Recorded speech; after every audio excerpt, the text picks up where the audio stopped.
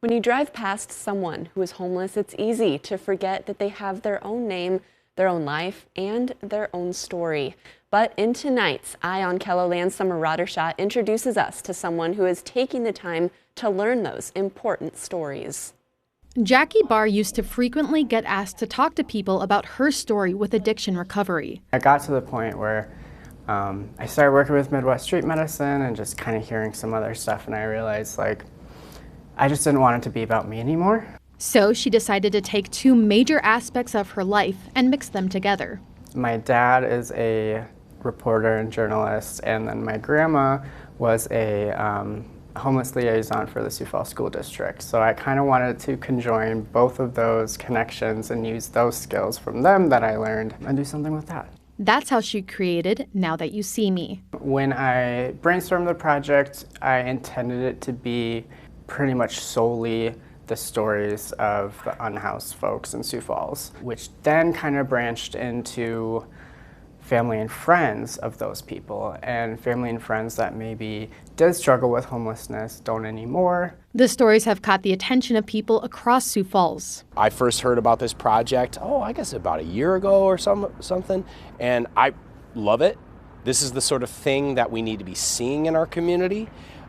Individual citizens reaching out and engaging, seeing a problem, and lifting up the voices involved. She writes most of the stories from memory. However, sometimes she jots down important details while she's talking to people.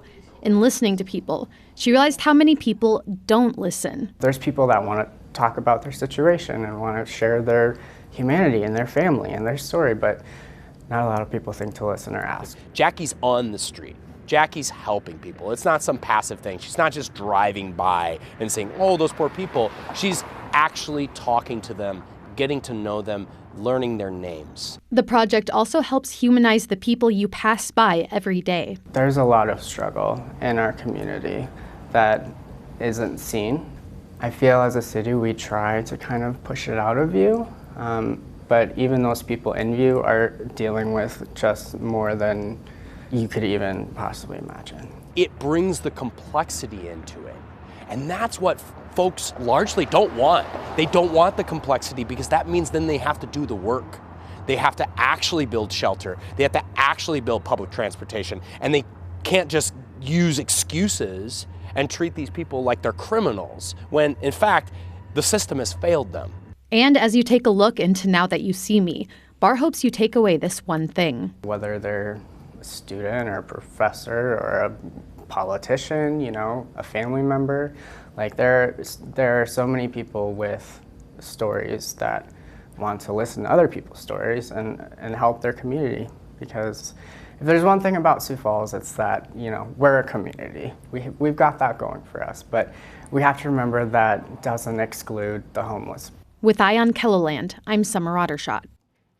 And we've posted ways to sign up for and read Now That You See Me under this story on KELOLAND.com.